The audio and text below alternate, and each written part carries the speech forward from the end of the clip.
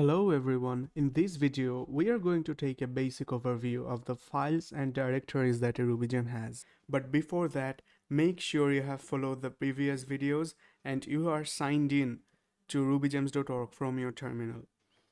Now, when we have Ruby installed, we can run the gem install command to install two more gems, which are bundler and rake.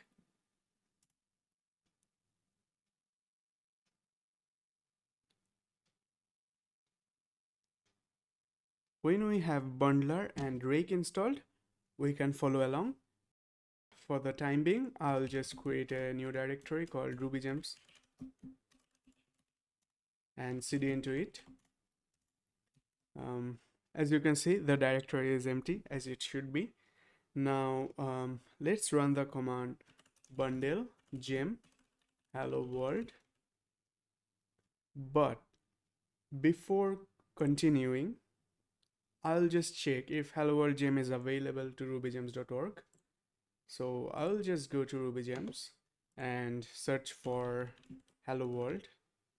I have already done that before. Yeah, we have a hello world gem, so we need to search for, maybe I want to name it hello world toot. I've checked that and it doesn't exist, so we can do hello world toot.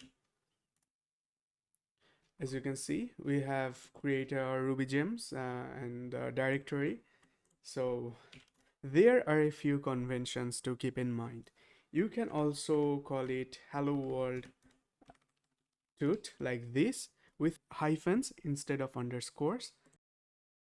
Hyphens mean that your gem is available under the hello and world namespaces. For example, it will be like this: hello world and then the method, right? For example, anything, we may call it say or something like that. So we don't want that. We just want to run maybe hello world dot say instead of hello scope resolution operator then world. We just want to name it hello world dot say, right? So if you prefer to call it hello scope resolution operator then world, you just want to have hyphens instead of the underscores. But in our case, it will be called like this, sorry, hello world toot, right? So we don't want to do that. So we have a gem hello world toot, and let's cd into it. And as you can see, we have various files and folders. The first inessential file that's not needed is the code of conduct. As you can see, it's a markdown file with a .md extension, and it defines rules outlining the norms and responsibilities, right? Or proper practices of your organization. That means how to contribute, right? For example, you might not allow a vulgar language there, right? So you can define it in the code of conduct. If I just carry it out, or maybe if I open it with nano editor, you can see that there are various rules here. We can just remove this. We don't need this one. Now let's take a look at the gem file, which is very important, which is this one, right? So if I do nano gem file, you can see that we have various gems here. It's the first one is rake, which is really important to build the gem. But rake is not important if you want to install a gem. You might install a gem without rake, that means, right? So but for building purpose, we need rake, and we can also run rake install to build our gem and install it. So for the time being, I don't need rspec. Rspec adds various test environment kind of thing. So you can just run rspec to test your gem. But you can do that here because we don't have any test, and I don't want to have rspec test. For this simple hello world program, we don't need anything like test, right? So we have removed successfully rspec. Now let's look at the file .git. We don't have to actually look at this because git includes our version control stuff, right? So it includes our commit history and stuff. You can just check it with the git log command.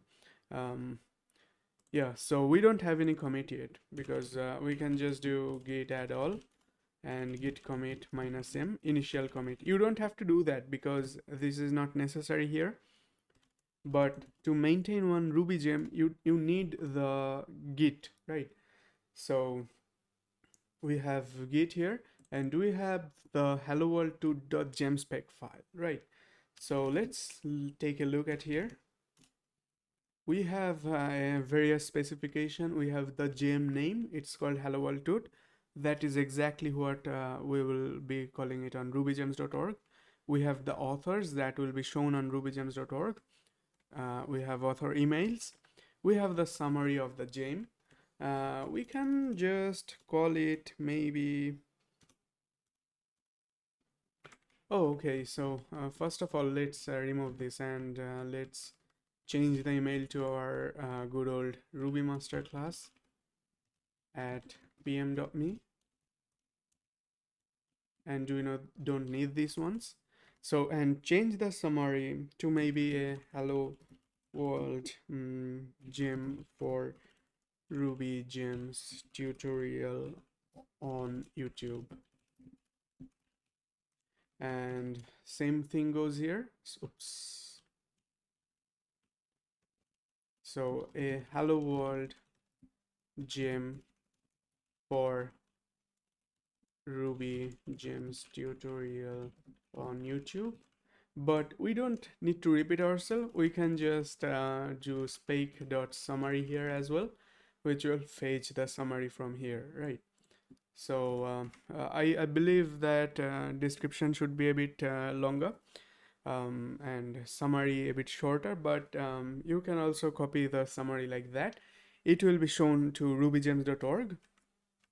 And we also have a home page here.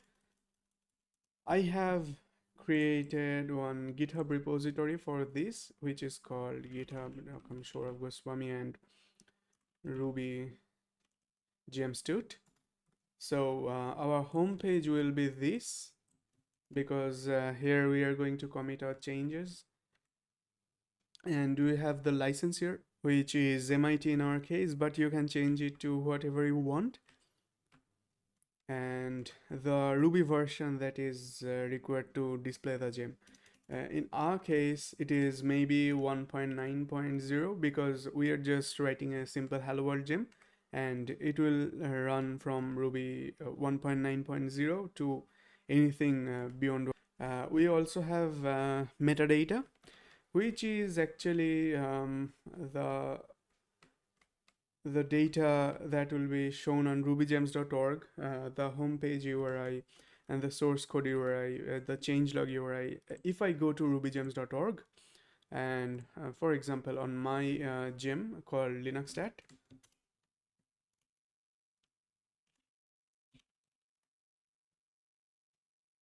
you can see that here are various links here. The home page, the documentation takes us to rubydoc.info, for example, and we have download the gem option and review changes and stuff. But if you change anything here, that will affect here, right? So I can just put any documentation link, and the documentation will be gone from here. So everybody has to visit the home page then.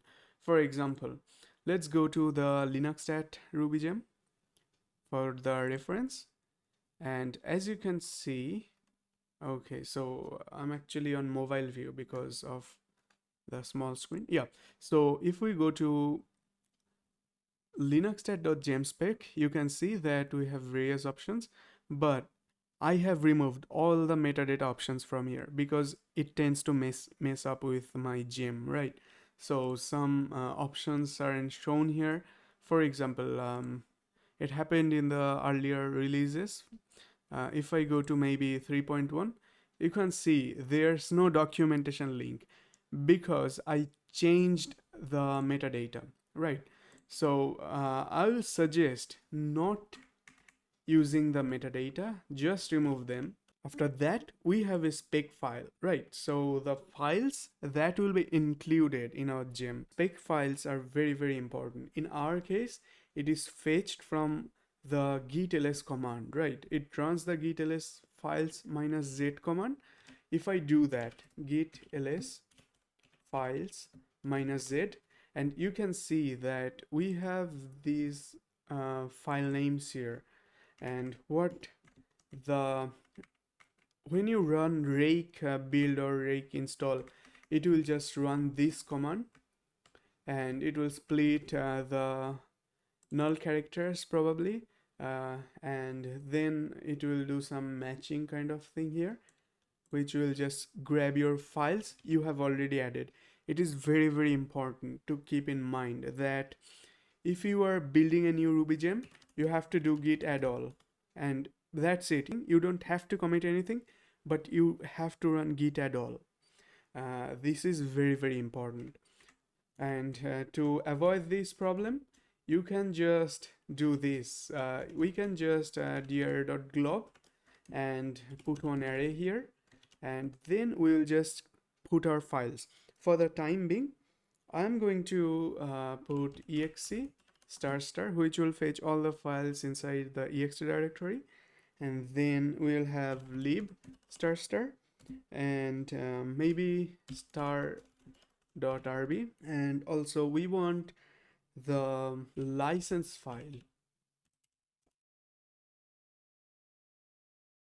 so that the license file is included, and the developers don't have any trouble sharing our code, right?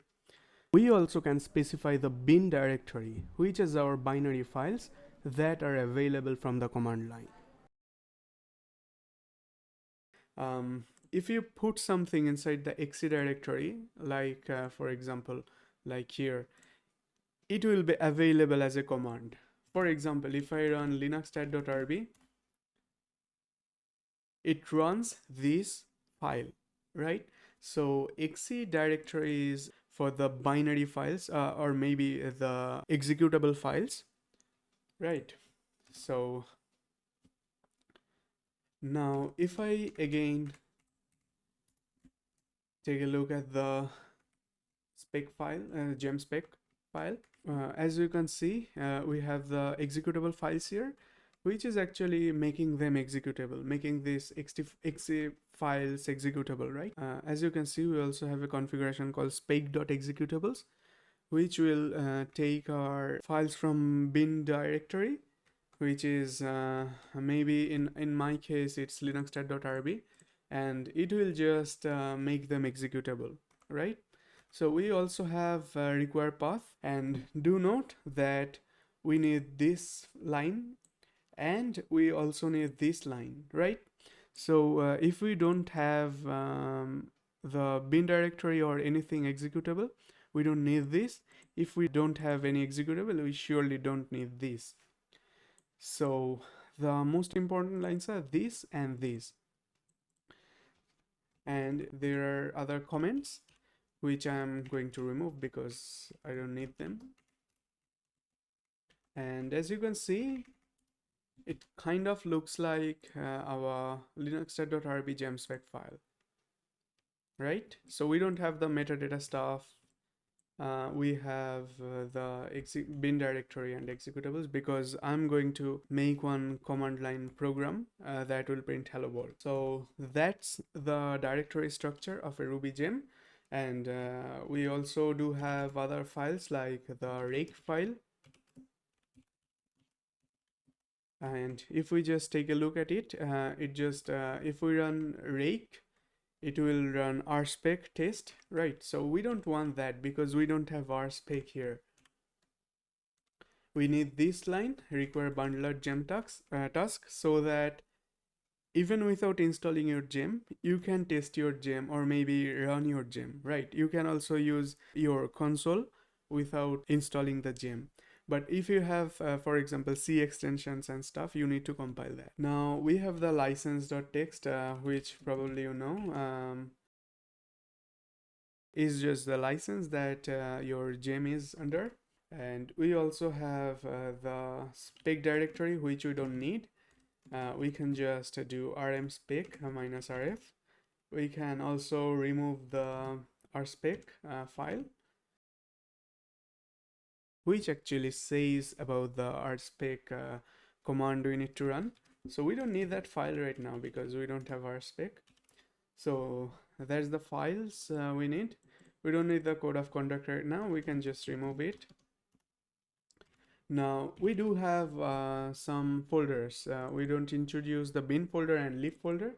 In the bin folder, you can see that we have the console and setup file. So we can just run bin console, which will run IRB, right?